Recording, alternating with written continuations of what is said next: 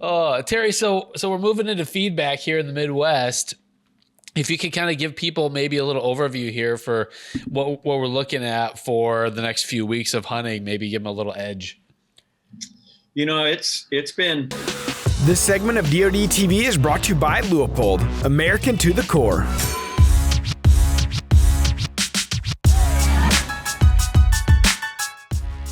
What's up, everybody? Welcome back to the Drury Outdoors 100% Wild Podcast, episode number 240. We are indeed powered by DeerCast. You're Tim Shelsvik. You're Matt Drury. And we have Old Man Winter. We got a real show. We do. We have guests again. We're back in guest mode. We're in guest mode, and people love it when we have Mark and Terry on because they feel like they're getting something. They're going to learn something. They're going to actually learn something. They're going to learn how to do something as opposed to how not to do something. There's a lesson to be learned there too, though. Let me tell you. Oh, yeah. How not to do something. Definitely. Don't do what Donnie Don't does. Say that 5 times fast. Don't do that. But what I'm saying is that we've made so many mistakes this year and every year that our listeners should be very good at hunting at this point. Public service. That's right. So, Terry, thank you for coming in and adding something of value to our listeners. No problem. I'm just tickled to be a part of episode 240. Wow. Yeah. We need fireworks. We're not your favorite outdoor podcast, but we get by. We're at least top 10. Well, depends what list. Of course. We've made 2, but that's not good enough yet. We are about to hit 500 members in the Rack Pack over on Facebook. Terry's Rack Pack, I might add. Yeah, Terry named that thing. If only he was on social media, he could be a part of it. I'd get booted off of social media pretty quick. I've got an aunt like that. She's always in Facebook jail.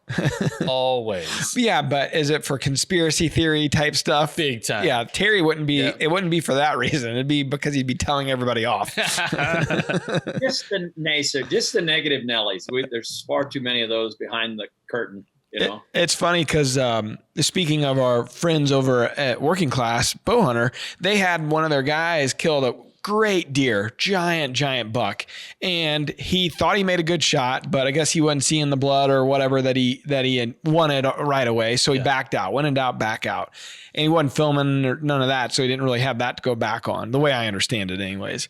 Well, he goes in there, recovers the deer, coyotes had gotten a hold of, and ate it and picked it pretty clean, and so they post about it, and he just got lit up for backing out and letting that deer lay. And I commented on their post this morning. I said, I thought your listeners had a better bow hunting IQ than that, because I mean, it happens. Go in and push them as quick as you can. Yeah, maybe you'll get them. We killed Scott and I, that 2 buck 2 years ago, shot him with a muzzleloader, went to recover him 45 minutes later. He had already, the hind end had already been eaten out. So it's like, I mean, it can happen at any time. Yeah. It is what it is. And they're kind of a part of the circle there of life with wildlife. So they got to eat too. But I posted a reel here recently, and it was just, the camera starts on my bow and on the Victory arrow, and it kind of sweeps up, and there's like a 3.5-year-old 8-point just standing at probably 25 yards at the fence line, just standing there. Just kind of a really neat looking deer. And someone wrote something like, yeah, this is just before you shoot them with a rage. You say you got a great blood trail, but then have to call in a tracker dog to get it because you never end up finding it. And I was like, what are you even talking about? And the guy was like, actually, I'm sorry, man. I said, there's always got to be one crappy comment. Congratulations. You're it. And he was like, oh man, I didn't mean it like that. I'm sorry. I'll take it down if you want. And it was just weird how quickly he shifted gears, because it sounded like such a negative thing. And I think that's just the general disposition of a lot of people on social media. It's just like they say whatever dumb thing comes into their head and they type it out. Don't even think about it. It gives them a little bit more courage than they have in real life. Anyway, circling back, I don't think Terry would do well on social media. No, the language would not be good. It would be like your interview in your Deer Season 21 when you talk about your crossbow kill. Was it in Illinois? You said, for those of you that don't, agree with crossbow hunting, I don't care. Yes. I'd said that a lot of people don't look favorably on crossbow hunting. And I said, at my age, I really didn't care, and we can say that with confidence because we've hunted for a long time. We've killed a lot of deer. And when you get to a point where you want to be ethical and you want to be fair to the animal and you want to make sure that it's lethal, and I can't shoot at 50 yards, 60 yards, even 40 yards, I don't feel comfortable doing it with a vertical anymore. Yeah. If it's the right situation, possibly. But I like them 30 and under now. So when we're in a spot where I know that shooting is going to be 60 yards, 70 yards, possibly 50 yards, you take the archery tackle that you feel the most confident with, and you feel that, you're being fair to the animal. I want it to be as ethical and as quick and effective as we possibly can. And in that particular spot, even though we've had them within vertical bow range, it don't always happen like that. So, and I really don't care if they like it or not. I just don't. I mean, we've done our hunting years and years of, and I have never kept track of how many total, but it's a god awful plenty of vertical bow kills. I will tell you that. And I think the argument that those folks make is that it's not bow hunting. It shouldn't be archery season. And it's just like, it's legal. It's been legalized. Like who cares? I mean, that's the reality of it. Well, to me, I think the psychology behind it is like, if I can somehow give Terry Drury crap for something he's done, I have somehow in my own mind put myself above someone who's been a pillar in the hunting community for a lot of years. I'm sure maybe there's a little bit of that, but more than anything, it's just the age old, I'm more of a man than you are. I get them close. And the guys that do it with traditional stick and sting or stick and string probably think like, oh, those compound guys are sissies. It's an arms race. It's like, okay. It'll never be good enough for everybody. I never bowed down to peer pressure ever. And now's not at 40. I don't give a shit. Not going to start now? What you think? Like Dad and Forrest, they've put in a bunch of time over in Illinois and they're tagged out. And now they got a couple really nice deer that are kind of daylight walking. And they invited us to go over there, and I'm going to go over there and I'm going to take a crossbow probably. Like, yeah. Matt, rightfully so. There is some long shooting over there. I mean, it's not 20 and under, it's not 30 and under, it's 40 and over. I mean, there's some long shooting there. So don't be bashful about it at all. I wouldn't even think twice. I'm not, and I know I'm going to get shit because I'm relatively young and you should be using, vertical, and I really don't care. I mean, I've never used a crossbow for bow hunting. I never have. I've never shot anything with a crossbow before. But the other day, we're chasing this decent deer over in our new lease, and I was like, hey, let's start taking he's got a tag, Scott's got a tag, I got a tag. We can both take a weapon. So we both are taking a weapon. I'm taking my V3X, he's taking the crossbow. So I shot the crossbow just to see if I'm comfortable with it. And it's like, holy cow, this is easy. This is awesome. Like 60 yards, I couldn't believe how flat it shot. I just sat down on the ground and kind of freehanded it, and it was like, holy cow, and it's there. Yeah, it's awesome. I think probably that's why the people give you shit for using it, but it's fun. What the heck? Well, I will not think any less of you. Well, that guy that everything was great. I guarantee you he's going to comment on my, if I kill anything, I guarantee you MB, I know who he is. I know his name. I know what his little profile. Avatar. Yeah.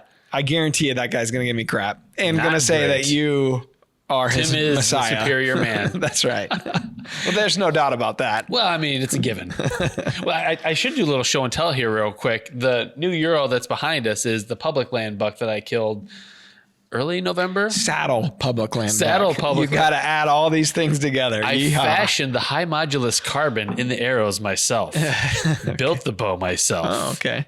Mined the steel for the broadheads myself. I got tons of respect for you, but if you did all that, I think this is a legitimate Boone and Crockett whitetail. A lot of work. Tim, congratulations on that, by the way. That's a big deal. I was happy for you. Really was. Genuinely happy. That's not easy to do, and that's a great buck. Really is. Thank you. Thank you. And there's probably more so than people realize. There's a lot of red tape around filming on public lands, and I just happen to have a lot of kind of alignment in people that had authority to grant me permission to film on public land here in Missouri, and was able to do that. That just rarely happens. Yeah, for commercial use, which is what we're doing here. So you could film your hunt, but if you don't plan on financially gaining some profit off of it, it's not a problem. But obviously this is a company, it's a we're running TV shows and online platforms. What we're doing is doing for money, so that you had to get permission to be able to do that. Yep, exactly. So yeah, you're not the hero we asked for, but you're the hero we got. That happens so many times. We should probably welcome our new Rack Pack members. Circling back, I've really derailed us. Let's talk about crappy internet people. And now, all right, so here's some new Rack Packers. We got Josh Lewis, we got Scott Leamer, we got Michael McDonald, the singer. Okay, we got Randall Flinkmeister. That's got to be the fake name. We got Raymond Hawk, Christopher Shaw, and Brittany Johnson. We got another girl. Hey. That's right. That guy's excited. Now we got two. Yeah. Always surprises me. Of course, the fake name in there was Casey Shaw. Or Michael McDonald. Yeah. They're all fake. They're all a bunch of fake accounts.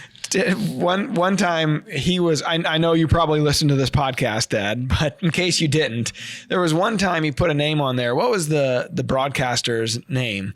And I was like, it was Albert's, wasn't it? It was Marv Albert's son, right?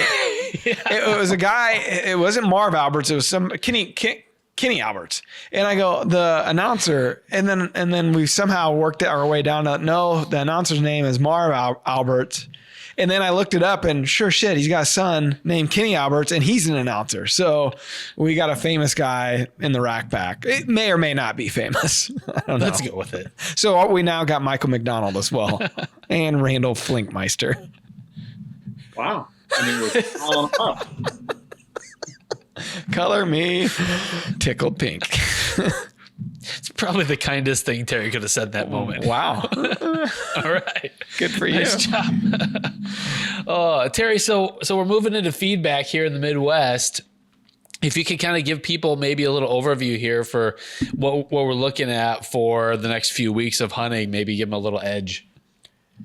You know, it's been pretty doggone tough. I will say that the warm temperatures have made this year even more difficult than in years past, because so much is typically predictable. This year, everything has been pretty much unpredictable because of the weather. You know, it's been very cyclic. We go and we get a little 2-day cold front, and then all of a sudden it warms back up. We get 3 days of warm weather. They disperse, you know, God only knows how far. And then a little bit of cold weather brings them back to food. But it has not been cold enough or long enough to keep them on a food source. So we're seeing this movement really, really random. You know, moon rising, moon setting, it really doesn't matter. The stuff that used to be first hour, last hour, now has stretched into all day. You're not seeing many shooters move all day, but you are seeing some deer that are up and on their feet during daylight hours or early afternoon, 1:30, 2:30. Really, really random movement. So long and short of it, a guy just almost has to grin and bear it and sit from dark till dark. If you can stand it, if you're in a spot where you can do that, because it's been so random, or try and, you know, choose those cold fronts if you can. Yeah. But it's been pretty doggone tough. I will say that. And before we went on air here, we had said that Forrest and I are, here it is, the antlerless season in Missouri, and we're trying to shoot a doe, and we got skunk 2 sittings in a row here on my farm, which is unheard of. I mean, there's does everywhere. We sat standing beans yesterday evening, got in there early, saw 1 button buck and a couple turkeys. This morning sat clover. We thought we'd outfox them, and sat historically, it is the most consistent spot for doe traffic. I mean, they're on it every day, all day long. And we got skunked again this morning. So saw 1 button. So the moral of the story is it is just that random between the cold fronts and the warm fronts. It's been really tough. I don't know. I had predicted that Illinois was going to be really, really good this year because of when the full moon hit. First season. Because of warm temperatures, it didn't pan out like I thought it would. Southern Illinois did quite well, but I'm going to say central and northern part really struggled this year because of the warm temps. You know, I mentioned it in our last podcast with Coondog that I felt like DeerCast, it's been a tough year for DeerCast as a predictive model, because what we've kind of put into that algorithm was based on years and years of you know, what you guys see in the field on kind of an average typical year. And this has been such a warm, atypical year. It's been a little harder, I feel like, for it to predict with that. You know, we always felt it was in that high 80s, lower 90s percentage of accuracy. And I felt like this year just was a tough season for it as well, because it's been so warm. Moon's been so backwards. It's been just so random. You know, with that being said, though, Matt, we try to prove it wrong every day. And last night it was not a good predictor, and we didn't see squat. This morning it was a terrible predictor. We didn't see squat. It's been pretty doggone accurate for us here in Illinois. And we were striving to achieve that 97, 98% accuracy as far as the predictor model was concerned. And we thought we had that. And I think it's been pretty close. I know it's not, you know, atypical depending on what part of the country you live in or what part you're hunting or how much outside pressure there is, you know, that all those influencers add to it. And with it being so mild this year, I think there's been a lot more people out in the timber, whether they're bird watching or hiking or walking their dogs or, you know, so on and so forth. I think there's been a lot of activity, that outside influence that has added to it as well. We've seen it, you know, from time to time in different spots where you'll be sitting there and all of a sudden somebody come strolling by, or somebody on a four-wheeler. And you know that, Matt, they're on one of your leases where people just randomly show up because the weather's been so doggone nice. We enjoy that. They're not out there. The other thing I wanted to make mention of, that you talked about the gentleman that let his, you know, hit a big deer and then backed out. I feel for that guy, because I think he did the correct move. If he wasn't certain, I don't know how anybody knows where they hit a deer if they're not filming. Agreed. We have the luxury to watch it over and over and over again. And we still sometimes deliberate on whether to, you know, go now or go later, how long. You know, fortunately, DeerCast will look at it and say, you know, it says 8 to 12 or it says 4 to 6. But a guy that just shoots a deer, and if he doesn't take a mental picture of where that arrow hit, he's really got a tough time deciding whether to pursue or not pursue. So I feel for him. My hat's off to him. Credit him. If he said when in doubt, back out, then by golly, he did the right thing, in my opinion. Now, one thing you do have to consider this time of year, all those coyotes that had a litter of pups, those pups are all a little bit bigger now, and they are definitely in that teaching mode and that hunting mode this time of year. And particularly when those evenings, when the wind kind of lays a little bit, the moon's up and starting to get clear, you know, man, they just go absolutely ballistic. But so much of that is they're teaching those young ones how to hunt right now, because they're not little bitty pups anymore. Now they're getting almost the same size as the adults. So I think that has something to do with it this time of year, as far as your decision-making process and knowing whether or not you got coyotes in your area. If there's, you know, 4 or 5 pods of coyotes out there, and you know full well that you're going to have problems, then sometimes you may have to be a little more assertive, a little more aggressive, and pursue that blood trail and go a little bit further, analyze it, pull up DeerCast track, and kind of make a decision from there. But if there are a lot of coyotes, if there aren't, then, and the weather's cool, I would have done just what he did. So my hat's off to him. If he thought back out, I think that's the right move. I hate that he got hammered. You know, I don't think it's fair to that guy. You know, unless you're in his position, in his shoes, how can you make a call like that? It's unfair to him. Well, and we know, you know, a lot of times when you make the wrong call and you get, you know, a little hasty about it and you go in too quickly, you screw your chances even worse in that regard. Yeah. So if you ever single lung one and you pursue a little too quickly because it looks like you've dumped it out of a bucket of paint, there's blood everywhere on single lung hits oftentimes, and then you bump the deer out of the bed and you don't find it, that in itself will give you hesitation the next time. Because they'll go forever. Yeah, it will forever. You don't forget, especially if it's a good one. You go, doggone it, I pursued him too soon. I should have let him expire. So it's easy to second guess somebody. I feel for that guy. I hate it for him. Yep.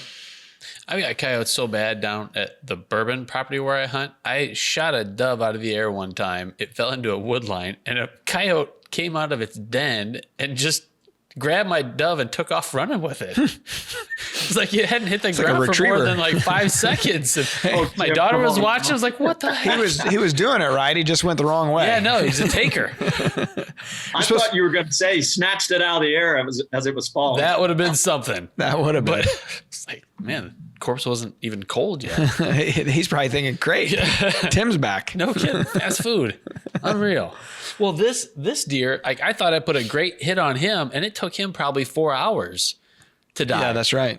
Like he was back. We could see him in Looking the at woods, you. looking back at. He was bedded. I don't think he could get up, but I thought he would have been dead within a half hour at the most. And that, like, we had the luxury of looking at your kill, and I'm like, that's a dead deer, right? Yeah. Like, perfect shot, looked great. Maybe just the angle was too high, or going down and missed some. Quartering to me a little bit, so it hit both lungs, but it hit back, and even looking at the footage, it was like, man, it looks like a slam dunk. But like literally, I pulled up DeerCast track, and there were hits in there that said wait 3 hours for that particular hit, and it really, if nothing else, it gave me pause. It'd be like, okay, I shouldn't be too shocked by this. Exactly, yeah.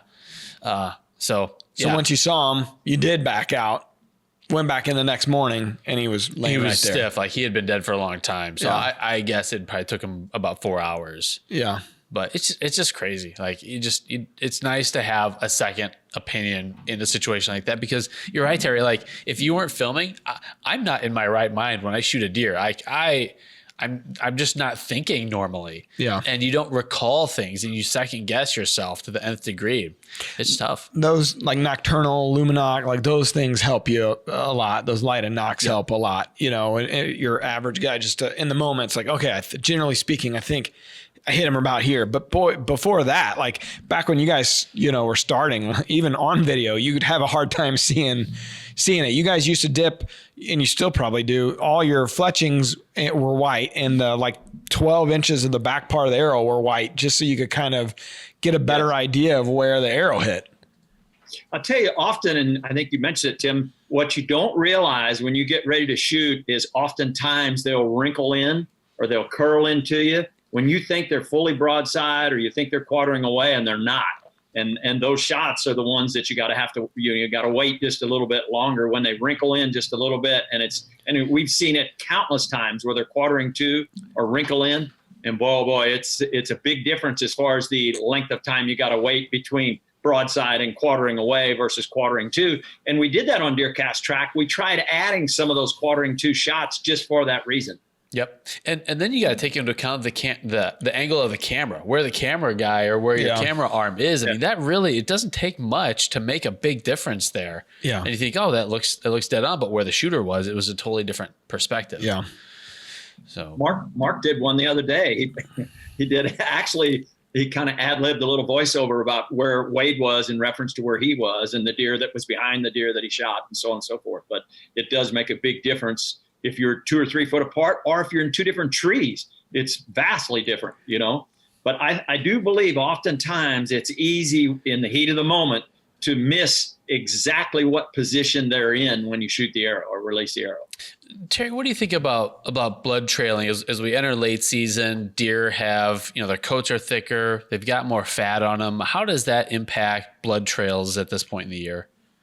Well, and us, we're going to use the biggest broadhead that we can possibly, sink through a deer just for that reason, for that blood trail. But you're right, that coat starts to get really, really thick. It might deter a lot of that blood from coming out. The fat particularly will close up a hole pretty quick, and unless you're shooting a ginormous broadhead, like we're shooting 2.3s, those rages build a big, big hole, entrance and exit, and we get a pretty doggone good blood trail. It's a luxury as far as I'm concerned. It's when we go to blood trailing one, and then you go back to a firearms, center fire, and you go, we have no blood, even though the deer is dead. Yeah. We're so accustomed to following that blood trail, a good blood trail, that when you start shooting a firearms, it changes your speed a little bit on how quickly you trail. But I think this time of year, you got to be really, really careful, examine it more than normal. check for what color it is, how much air it's got in it, and all those things that you would normally do early season. You got to do them late season. You just got to be a little more efficient about it, and you just got to go a little slower. I see it all the time where guys literally are trying to run through the timber to find that deer, and oftentimes you overlook some things. Forrest and I have the luxury. He's got great eyesight, and we'll one guy go on one side, one guy on the other, and we'll just take it really, really slow and track them accordingly. But if it starts to get a little suspect, Forrest usually drops back because his eyesight is so good. I may look forward trying to shine and see if I can pick up blood forward, but he always goes back to where we last lost blood, and then we carry it forward. But it's a slow process. One guy, I could see where one guy hunting by himself be pretty tough. In the late season, once muzzleloaders start coming out, like traditions, they have that bleed bullet. They do bleed, really. That's why it was named that way. Dad named it, actually. And it does help tremendously. Like back in the day, when you think of muzzleloader, you don't really usually have much of any blood trail at all. So if you think about it, it's kind of a tiny entry hole, and that bleed bullet just annihilates them. It is. It's a lot of times it's like following a rage blood trail. Yeah. It's crazy. It's funny you say that, Matt, because Forrest made that exact comment the other day. Hunting with it in Illinois, he prefers the muzzleloader over maybe a centerfire because of that very reason. The deer he shot over there with that nitrofire, when he field dressed it, it had 4-inch holes through its lungs from that bleed bullet. Jeez. It was ridiculous. I couldn't believe the hole that bullet put through there. But it's really, really a game changer as far as the blood trail is concerned. And yes, that's the reason we're shooting it. Yeah. And the Winchester has that deer season XP that does a pretty damn good job too. It's, if you're not dropping them in the field, it actually puts a pretty big hole. And I'm sure, it depends on what you're shooting, but what caliber you're shooting, but 270, 30-06, the 6.8, it's pretty solid. I should say that if folks are interested, I think the timing of this show comes out. I think there's still potentially time to win the Traditions Pursuit XT. Oh, and the 12 days of Christmas giveaway. Yeah, I feel bad we didn't mention it last show, but we've got our 12 giveaways of Christmas promo going right now. So you hop into DeerCast every day. There's a new prize culminating on day 12, which I think is December 19th, with new Matthews bow with Victory. A dozen Victory VAP arrows. The other thing we should mention is that tracker, the 800 side by side that we're giving away. Is this show too late for that? I think so. Yeah, that closed on the 15th. We need to make sure and hit the rack pack with it and a reminder, and make sure everybody's entered in for a chance to win it. Yeah. So some really cool stuff. But to add to your comments there, I shot 2 does the other night with a 350, the straight wall cartridge and copper. And man, oh man, this stuff is crazy. It did leave a heck of a blood trail. Did it? So, yeah, we're having some fun with that. Winchester's really done a good job with all their XP ammo. Yeah, yeah. And copper impact's different. That's a different thing than the deer season XP, but both are pretty devastating. I still got to decide on a deer rifle, and it probably wouldn't be primarily for me. It would be for the kids. I do the 350 and I wouldn't think twice. Yeah. Because it's such an easy shooting gun and so accurate, and most of your spots are not super long distance. Yeah. So it's the perfect gun for it. 250 and in, it's the perfect gun for it. Sure. For your, kids and, any new hunters. There's just little to no kick to it. I'm sure I'll get shit for it because there is some kick. You're but lying. Yeah. But it's very little. It's fun to shoot. It's almost like a 22. Matt, Olivia shot her deer with it last year, and Tanner shot his deer with it this year. And both of them said, "What didn't kick?" That was their first comment. I said, "Did you feel that?" And they went, "No." And they're smaller frame kids. A little bit, yeah. Tanner's not very big. So to your point, I think it's the perfect gun as well for them. Yeah. Perfect. I think you're going to like it, because that thing, you literally can drive tacks with it as 100, 125, 150 yards. It's a tack driver. And that's probably something there's probably something to how well you can shoot it, because there's no flinch. There's no anticipation. Yeah. Yeah, it's just, you're almost like it's your plinking, it's fun. Yeah. It's real fun to use. I mean, my daughter's a little sketchy around guns. She just doesn't like how loud they are and the kick. And so, and that gun's not loud. Like when you shoot, it is not a loud, like 6.8, it's like a cannon goes off, but that 350. The other day, Sean said that Tanner was going to be a little bit apprehensive, much like what you're saying, Tim. So in lieu of having him shoot the 350, I had him shoot the 22 Wildcat out here numerous times, and he grouped really, really well. And the first time he shot the 350 was at the deer he killed. And I mean, he drilled it, absolutely drilled it with no hesitation. Well, decision made. 350 legend. I think you're going to like it. 350. 50. Yep. All right. That's how we talk. $200 is $200 on the ghetto. All right. We want to help our. What's that, Terry? 350 cubic inches. There you go. Wow. 350. Hey, you didn't read the Ryan Sanders comment here. Oh, no, Tim. I didn't. Sorry, Ryan. Leaving Ryan out. Ryan gave us some feedback on the Safe Buck show a couple episodes ago. He says, "You the man, Tim. Oh. You got my vote for being the poster child for all blue collar hunters across America." You know who picks these comments out, right, Terry? Tim. I want to know who called him blue collar. I got no collar. T-shirt guy. collarless. Yeah. Where does that put me? Somewhere in the middle. Socioeconomics of life. Low. Same here. I got one. I'd like to have you come out and work with our construction guys for a day or two, Tim. Tim could do it. Look at him. He's a man of a man.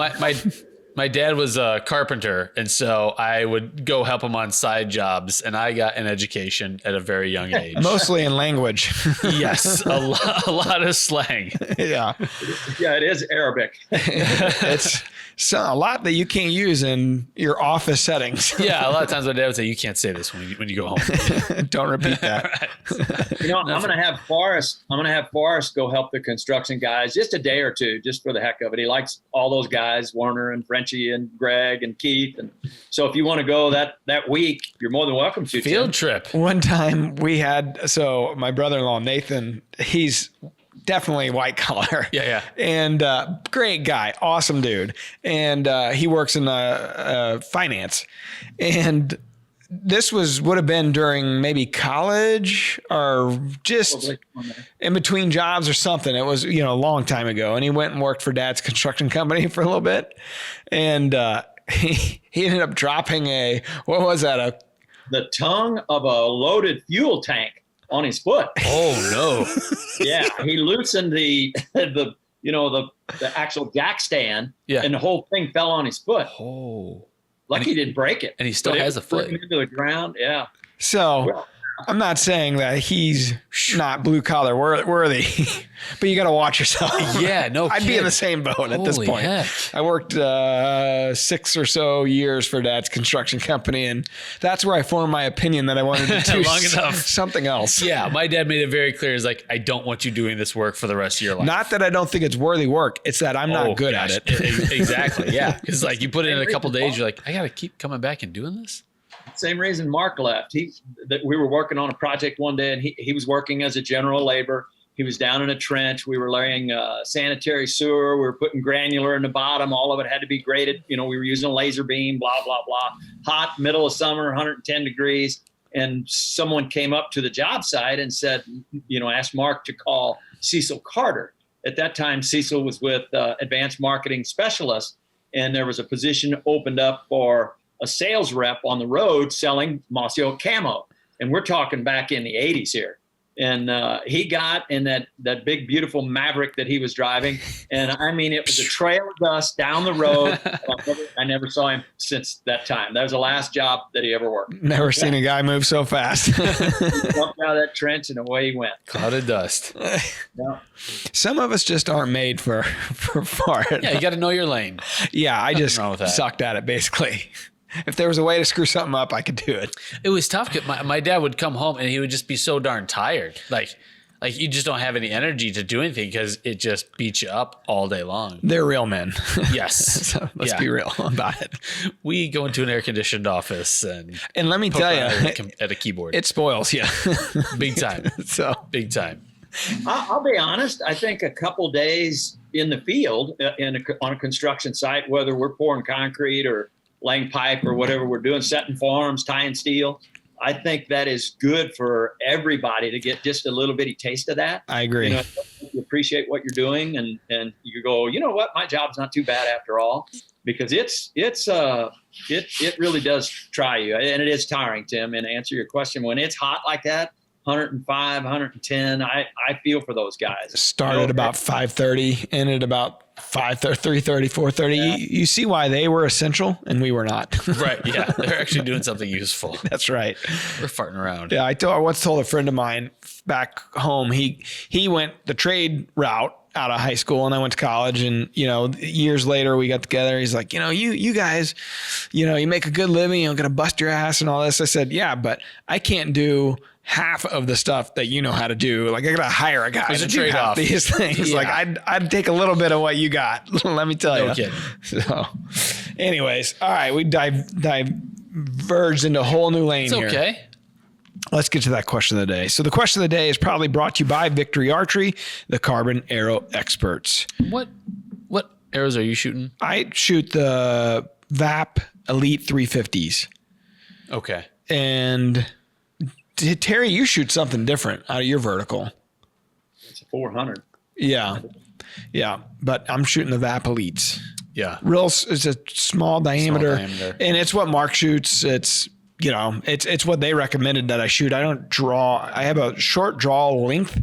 It's like 27 and a half. And this year with the way my arm's been kind of acting up, flared up, I was shooting much less poundage than I ever have too.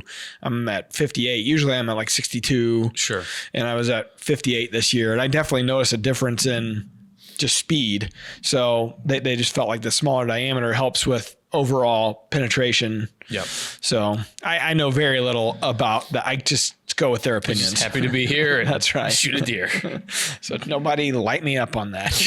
Don't take my advice. Matt Drury lying about arrows again. All right. So the question here. Oh, go ahead. You know what? Forrest was talking this morning. While we were sitting in the blind, not seeing anything, we were talking this morning about a push. Evidently, someone is really pushing for heavier arrows. The ranch fairy.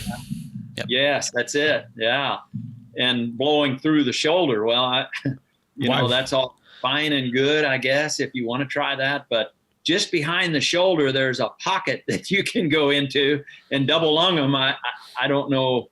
You know, I'm sure they're saying, well, if you know, you don't intend to shoot them through the shoulder, but if you do, I want to be able to blow through it and yada yada yada. So I don't know. And I think that was always the argument to be made for shooting like a G5 or a Contact. Muzzy or those, you know, those fixed blade broadheads. Yeah. But I think hundreds of deer, I mean, probably thousands of deer when you think of the team, the Drury Outdoors team over the last 15 years using a Rage expandable, whether it's a 2-inch, whether it's, you know, whatever the head version is. Sure. And have had a lot of success with it. And yes, we've hit some shoulders over the years, but more times than not, I think you put it in the back of your mind, like, I need to back off the shoulder when I shoot. You at least try to. It's always in my head. Yeah. Yeah. But I don't know. The ranch fairy, those videos are interesting. He's pretty major YouTube influencer. Oh, yeah. They're interesting. I mean, I like his delivery. He seems like a nice guy. He's just got a much different theory, obviously, than what we hold. Yeah, it seems to be born out of shooting hogs. Like, that's kind of. He's down in Texas, I think. Yeah, so you know, obviously you want as much kinetic energy hitting that animal, and Because the hide, or the hide and just the bone structure is so much more sturdy than a whitetail's. Yeah.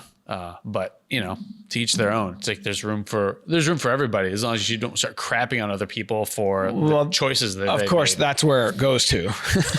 Yeah, unfortunately. It's got an army of people that, you know, that kind of believe in that theory and go that route. And I don't understand it, because those arrows, if you look at, they are huge. It reminds me of what you guys used to shoot back in like the 80s and stuff. Yeah, the big old heavy aluminum. Yeah. You know, it's the age-old question, and they've been talking about it for decades as to whether or not, you know, you go with a heavier arrow or that little bitty lighter arrow, and it boils down to kinetic energy, Tim. Just exactly what you're saying, velocity, you know, and mass times velocity squared and all that other jazz. but it's been argued about for many, many, many years, you know? So I guess it depends on the game that you're shooting. Sure. Yeah. Tim, that was very, yeah, sure. I'll sign on what Terry says. Yeah. I'm going with what he's killed more than we have combined. So let's go with what he says. All Let's. right. What's the question of the day today? It's from Cameron, and it's on the old soundboard. Hi, my name is Cameron. I am from the Quad Cities in Illinois. What's up, Rock Island? Question is, who is official DeerCast? When they reply on DeerCast, I'm wondering who is behind that username. Our mom. Love the content and the job you guys do. Keep up the good work. We'll never tell. Thanks, Cameron. Seems like a very serious guy. Yeah.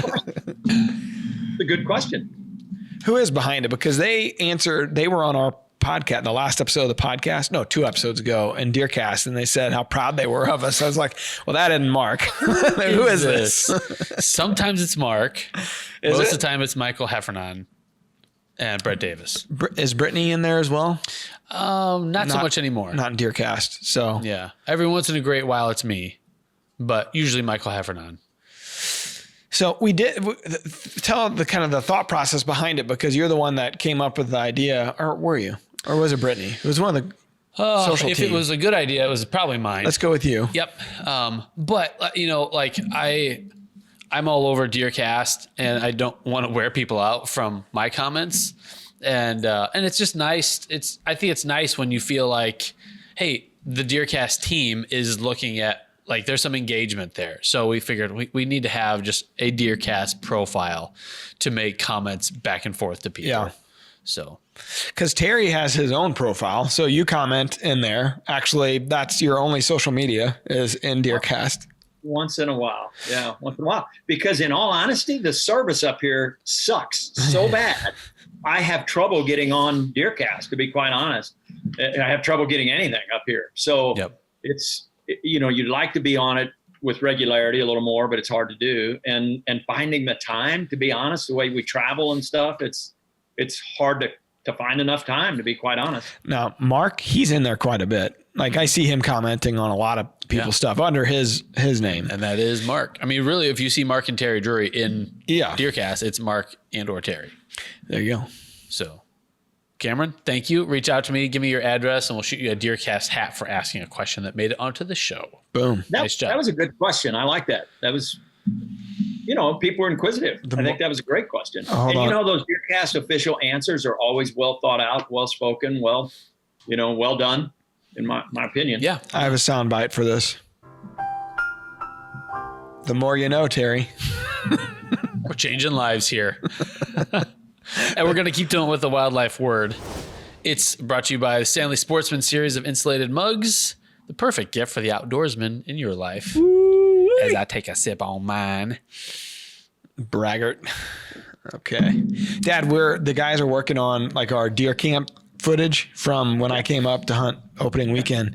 And man, Mike's editing a funny scene with Yapper and at breakfast there. And he made sure and left in the part where I'm pretend scooping gravy into that big Stanley for the deer stand. Good and times. then Yapper tells Scott to get out he goes, "Do you mind?" Cause Scott was in his face. Poor Scott. He's just trying to do his job. It's pretty good. The growliest man on earth. Yeah. All Yapper right. got 2 mentions in a row on the podcast because I brought him up on the Coondog podcast. He's going to owe us. Coondog said that you owe him a buck tag because he killed 2 does on your Illinois farm. He's not forgot about it. What year was that? Well, you've been on the Missouri farm for 17, so. So he remembers a time when he killed 2 does on my Illinois farm. And you owe him a buck because it was earn a buck. I remember you had to kill 2 does back then to kill a buck. Oh my God. He didn't get that buck. Well, Well, Joe owned it after. Joe Schultz bought it for me. And he killed plenty of deer off of Joe. I think Coon Dog killed a few off of it there. So I'm going to say I've already fulfilled my vows, Christian. Yeah. You know, the other thing is I told him that Yapper's been hunting and killing does at your place a long time, and he's owed quite a few buck tags. He hasn't got a buck in a while. I'll have to litigate this. Okay. In the winter, how much of a deer's daily energy comes from their fat reserves? And so as opposed to eating, just living off their fat reserves, about how much of their daily energy do they get? Is it A, 40%, B, 5%, C, 3%, or D, 90%? 45, 3, or 90? Terry? Well, that's a tough one because not everyone has ample food source or food supply. So it really depends on how far they have to travel for food. And that's why it's such a fine line between filling feeders and keeping feeders full and them not having to walk very far and having too many feeders or not enough feeders. So that's really, really a tough question. I would love to know, what setting that was designated in. If it was an area where it's just strictly environment with no outside food plots and so on and so forth. This was the Northeast with very little supplemental feeding. So, big pine forests and not much ag. And you said it was, what were the four? 40%, 5%, 3%, and 90%. And I'll remind you that the answer here is consequenceless. You don't lose anything, nor do you win anything. Was the question daily? Yes. I'm going to say 3% daily. Okay. Man, I was going to say 60%, but you didn't give that choice. I mean, you could say anything you want, I guess, as far as that goes. They're using 3% of their body fat each day, though it wouldn't take them long to go through it all. How much of their energy are they getting from body fat? How much of their energy are they getting from their body fat? I'm going with 45. 40. Yeah, I'm going to 40. agree with that. 40? Yeah. I'm going to go with that as well. Your guts have served you well. It's big enough. Drury's. Ew. Yeah, 40% of their daily energy can come from fat reserves. Damn, I knew it. Which makes sense also, you think about how little they move and they're just because they're conserve. Exactly, because even just getting up to eat is going to cost them energy. That's the whole theory in food to bed in the late season and why they're supposed to be hitting that feed pattern. But if the temperatures are so warm, I would imagine that goes out the door a little bit and they're moving a lot more. Sure. Yeah. Wouldn't you think? It's less costly calorie wise. And what you see is January, February, March become the brutal months for the deer herd. It seems like anymore. It's like not as much December, January, February. It's continuing to move a little further out. Yeah, it's that like they've been coasting on their fat reserves for so long, and then it's like the browse has been depleted at that point, and you're like hoping for spring to hit pretty soon for the new growth. A lot of times, it's usually say if you're out of if you had standing food source, bean or corn or whatever. A lot of times those late months are when your green food sources then come back into play, and they dig up those turnips and wouldn't you say? I mean, that's when you see them really hit it hard again. Absolutely. Because they're searching for everything they can find. And then when you start getting into a deep freeze, when the ground gets frozen, the browse becomes so much more important. All those blackberry briars and all that stuff that you think is not important, it becomes ever increasingly important when the ground is frozen because they can't even paw through it to try and to get to some of those roots and what have you. Grant Woods always talked about the fine line between feeding and not feeding. If you're dumping out 2 bags of corn and you think you're doing some good and they actually have to travel and use more fat reserve for energy to get there than what it took if they'd have just stayed in their bed and laid there. So feeding is a really, really tricky endeavor there in the late season. If you're not putting ample enough food out there in several locations to where they don't have to travel so far, then you're kind of defeating your purpose because they do have to deplete their fat reserves for that extra energy to get to where they want to eat. Which is why Mark literally puts his in his cart, his grain cart or whatever. He opens it up and then they drive the tractor on the field edge and they basically go right at the field edge all the way around it.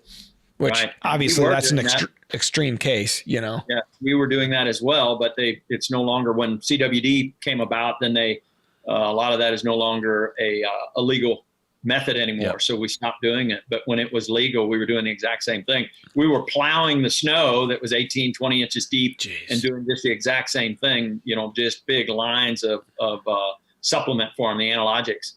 And it was helpful. Very, very helpful. Yep. Just like the wildlife word segment. You learn something new every day.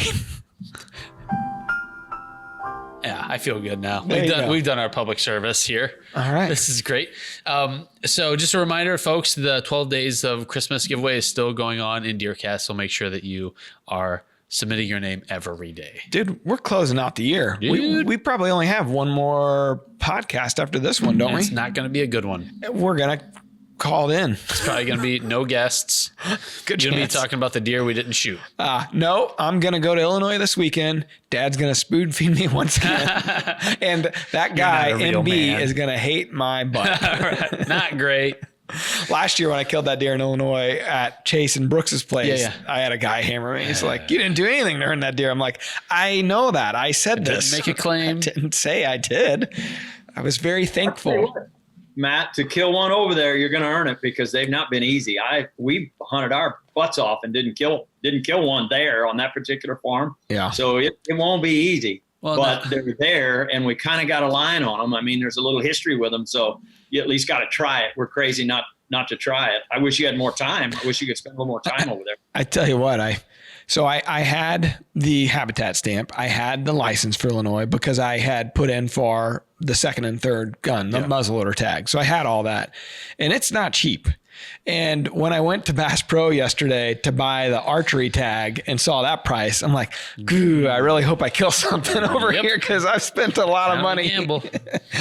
Like, I'm really hoping that because you and I talked about it, you have a potential spot you can go to Illinois. I was Yeah. like, well, here's the cost breakdown. Hey, honey, I bought some magic beans. What do you think? 500 bones. So we got about 2 hunts to get it done. Really. I mean, that's the reality of it. Because I had told Miranda that I was going to Illinois regardless. She didn't. I haven't even told her I'm going to where I'm going because all she knows is I'm gone. And Okay. so I said, hey, I'm going to, okay, it's the muzzleloader season. It's Friday, Saturday, Sunday. Friday's temperatures are like 70 degrees. So instead, crappy. I'm like, all right, let's take the kids, go see Santa. Let's do some family stuff. Get that out of the way. And then Saturday morning, Saturday morning, Scott and I are going to drive to Illinois. So basically I got Saturday afternoon and Sunday morning. And if we get real ballsy, Sunday night or Sunday afternoon or whatever, but I have to be home Sunday evening because she works, she can leave the house at 6 a.m. on Monday. Your kids are responsible. Yeah, 7 and 5. Why not? So we basically got a couple hunts to get it done, but I felt like our chances were much better based on the cameras. We're much better at Dad's, and him and Forrest have done a really good job of convincing Scott and I to try our hand at their spot versus the spot we were going. Okay. So Well, we'll see. game on. Hopefully we have something to talk That about. would be nice. I know it's not going to be a kill in Missouri. I will try to get out a little bit this weekend. I don't have super high hopes. Saturday's supposed to be really good. Yes. But I'm going to go out with the bow and just see what I can see. You're on a tear. knows? Maybe Who knows? pull a coon dog and you kill yourself a booner. And I will dance. 100%. He said that he did the Cotton Eye Joe. It's on camera. And he said he did it better than you. So Well, I'll have to watch that. I do want to congratulate him. That's awesome that he killed that deer. He's had a good season. hell of a Really year. is. Hell of a year. Yep. Slammers this year, so I was tickled for him. I was happy. That's a heck of a deer he killed there. Told him producer of the year. What we need to talk about is I would love to get you, Forrest, and Zach on a podcast and just kind of share, your side of the story of how the Tommy kill went down. It'd be fun to go through some of that and just hear some of the backstory and have Matheny in camp and fun stuff. We should have done this episode, but we'll have you on again. It was quite an endeavor, and it was epic. Would be the best way to describe it. Yeah. Epic. Yeah. Because Jim has been in some of the biggest moments, of his lifetime in front of 50 or 60,000 screaming fans. And he was as excited as I've ever seen him since we've known him. We watched him go through a home run 350, home run 400, 450, 500, 550, 600. And he looked excited at 600 and 612 and all those things, but buddy, he was absolutely shaken and rattled over this thing. It was pretty epic. That's so cool. It's a deer of 10 lifetimes. What did it go? Gross 226 and some change, right? Correct. 226 and some change. You were telling me on the phone that Forrest brought this up the other day. You were getting crap over the score on your Illinois whitetail with the bow, the 150-inch 7-pointer. Share the notes that you guys, that Forrest kind of found interesting on the main beam length on your deer versus Jim's deer and some of those stats. The deer we shot, that 7-point, had longer main beams. He had more mass on the main beams. He had longer G2s, and he had a wider spread than Jim's 226. Oh my. Honest God truth. When they all go, well, you didn't measure him right, you didn't do this, you didn't do it. Well, after you've killed, X number of deer, why would we have no reason to not measure it as accurately as possible. And we do. Forrest measured it a couple times, and we did make a mistake. I think it started out, it was what was it, Forrest? Do you remember? And 2/8, and it was actually 150. No, it was 151. Yeah. So we shorted ourselves just a little bit. So he went back after we got so much crap about it. He went back and measured it again, and it was 151 and some change as a 7-point, but it had longer main beams, more mass, longer G2s, and wider than Jim's 226. Grab the sheds. Forrest, grab the sheds real quick. You got them there in the room. Show these from last year. You found them at turkey season, actually. They said we measured those wrong as well. Holy cow. This G2 right here, from right here, we know where to measure it. It's top of this to top of that. We struck a line. Is 15 and 2/8. Oh, liar. Throwing 15 and 2/8 inches. Jeez. And they said, oh yeah, you started to take 3 inches too long, blah, blah. So my point is we have no reason to lie or cheat or steal over a shed or another deer as long as we've been doing this. When we found these, I'm kind of like Jim, it was about as excited as I've been in a long time. I mean, when we picked them up in the spring, buddy, our whole life changed and said, this is the deer we're going to go after. And I'll be doggone if we didn't get lucky. The good Lord above sent us that deer by, and I shot him with a crossbow, and I was tickled to death. And you called it 815?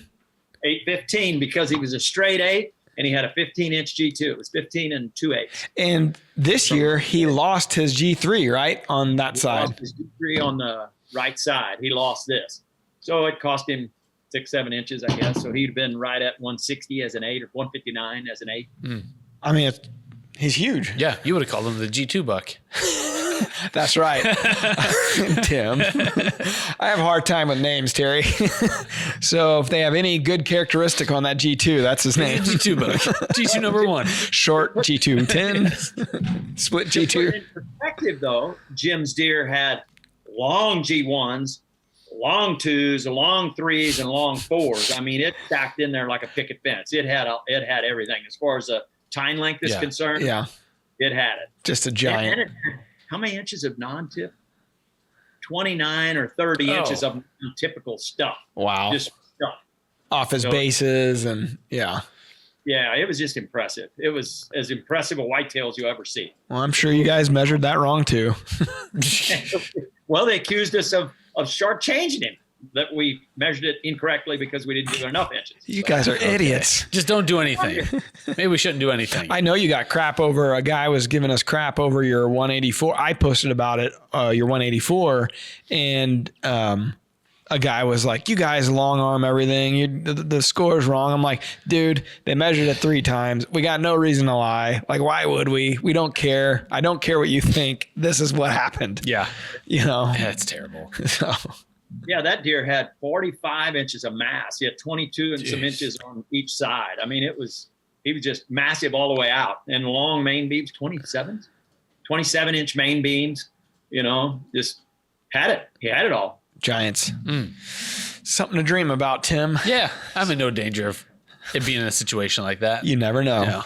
You never know, Tim. Might be this weekend. You've had so little success in bourbon that maybe a deer grew that big. It's possible. I have hunted that farm so little. Who knows what's down there? If the homeless people haven't run them out. That's always been my theory at Ellsbury. Mark told me once that it's management by default because I'm so crappy at hunting. So that's what I'm doing. Tim. Yes, sir. Hey, Tim, how many acres is that piece that you're hunting down there?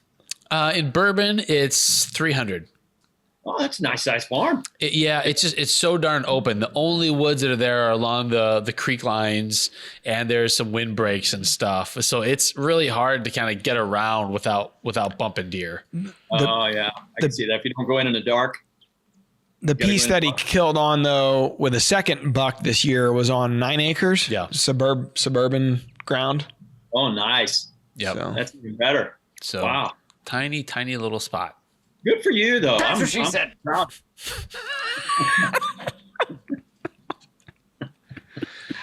One of these days, that soundboard, I don't know. We're gonna have to, Yep. Oh, you love it. first sick day, Matt's gone. We're going to have to find something to do with that It's sound. weird. I found it snapped in half when I came in this morning. Well, the funny part is all these programs exist that can be downloaded to you can break the tablet all you want. You need it for your phone and just live with it. Oh, I would.